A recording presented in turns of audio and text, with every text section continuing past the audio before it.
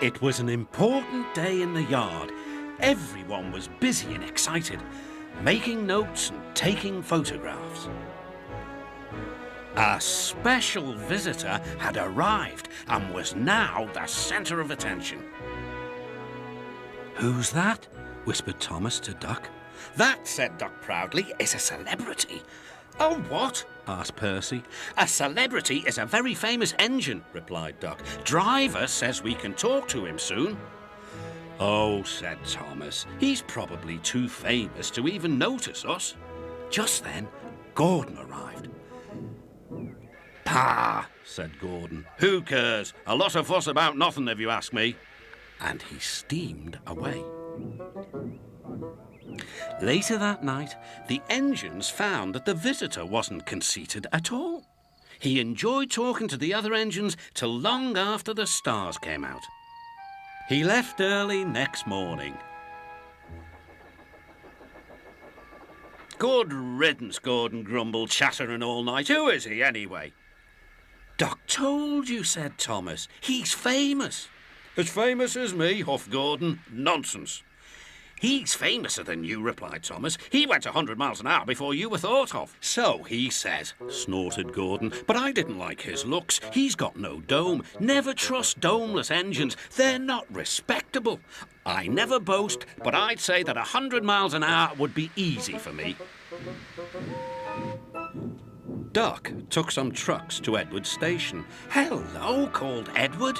"That famous engine came through this morning. He whistled to me. Wasn't he kind?" "He's the finest engine in the world," replied Duck. Then he told Edward what Gordon had said. "Take no notice," soothed Edward. "He's just jealous.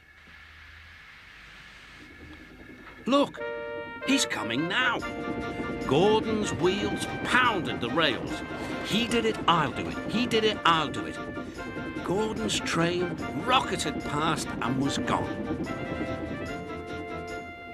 "He'll knock himself to bits," chuckled Duck.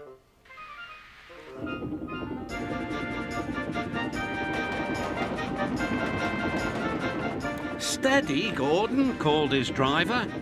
"We aren't running a race." "We are, then," said Gordon, but he said it to himself. Suddenly, Gordon began to feel a little strange. "The top of my boiler seems funny," he thought. "It feels as if something is loose. I'd better go slower." But it was too late. On the viaduct, they met the wind. It was a teasing wind which blew suddenly in hard puffs. Gordon thought it wanted to push him off the bridge.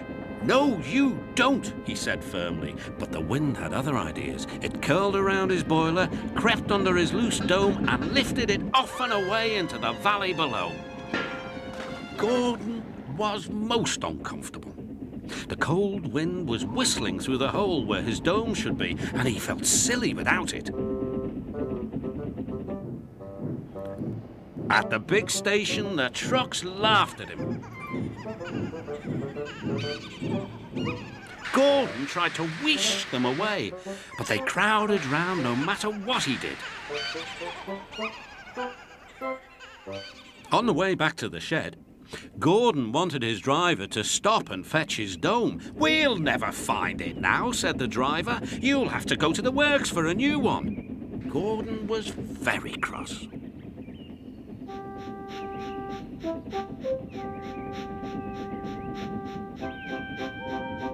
"I hope the shed is empty tonight," he huffed to himself.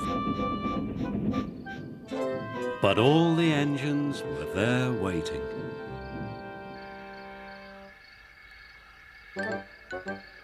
"Never trust domeless engines," said a voice from somewhere behind him. "They aren't respectable."